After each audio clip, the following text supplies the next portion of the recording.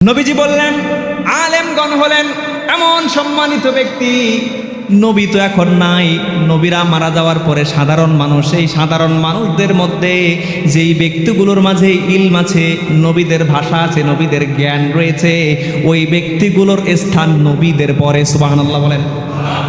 কাদের পরে? নবীদের পরে। কাদের? আলেমদের, যাদের ইলম আছে, জ্ঞান আছে এবং আমল আছে। দুটোই খেয়াল রাখতে হবে। ইলম আছে আমল নাই, এ আলেম নয়। সম্মানিত আল্লাহর বান্দাগণ, এরপরে আসেন বিশ্বনবী আর কি বলেছেন আলেমদের সম্পর্কে। আলেম হলেন তারা, বিশ্বনবী বলেছেন আলেমরা হলো আকাশের তারকার মতো। কিসের মতো? আকাশের তারকার মতো।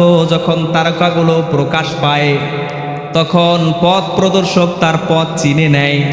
এখন তো আধুনিক বিশ্বে কাটা কম্পাস আছে, কম্পাস আছে না, দিক নির্ণায়ক যন্ত্র আছে, কোনটা উত্তর, কোনটা পশ্চিম, কোনটা দক্ষিণ, কোনটা পূর্ব। জাহাজে যখন মানুষ শত শত মাইল পথ অতিক্রম করে, জাহাজে কম্পাস দিয়ে দিক নির্ণয় করতে পারে। কিন্তু এমন একটা সময় ছিল যেই সময় কোনো কাঁটা কম্পাস ছিল না, তারা ওই তারকা দেখে দেখে পথ নির্ণয় করত, তারা রাস্তা খুঁজে নিজের গতিপথ নির্ধারণ করত। এই জন্য বিশ্বনবী বলছেন আকাশের তারকাগুলো যখন জ্বলজ্বল করে প্রকাশিত হয়, তখন যেমন মানুষ তাদের পথ নির্ধারণ করে নিজ জায়গা মতো চলে যেতে পারে, ঠিক তেমনি সাধারণ মানুষদের মধ্যে আলেমগুলো হলো তারকা তুল্য। সাধারণ মানুষ যখন অন্যায় কাজে লিপ্ত হয়ে যায়, পাপ কাজে জড়িয়ে যায়, সমাজ যখন বিশৃঙ্খলিত হয়, ওই মানুষগুলো সত্য পথে চলার জন্য ওই আলেমগুলো তারকার মতো ভূমিকা পালন করে। সুবহানাল্লাহ বলেন।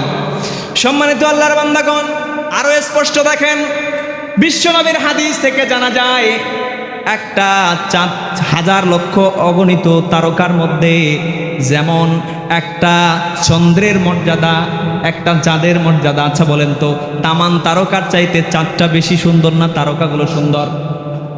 হ্যাঁ, চাঁদ বেশি সুন্দর।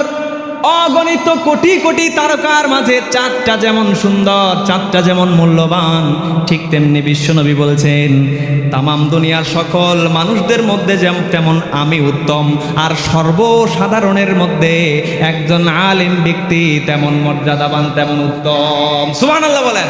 তাহলে আলেমদেরকে বেশি বেশি করে অপমান করা যাবে? যাবে যাবে যাবে। আমরা বিগত সময়গুলোতে দেখেছি যত গালিগালাজ, যত ধরনের অপমান, অপদস্থ কাদের বিরুদ্ধে হয়েছে বলেন? কাদের বিরুদ্ধে হয়েছে?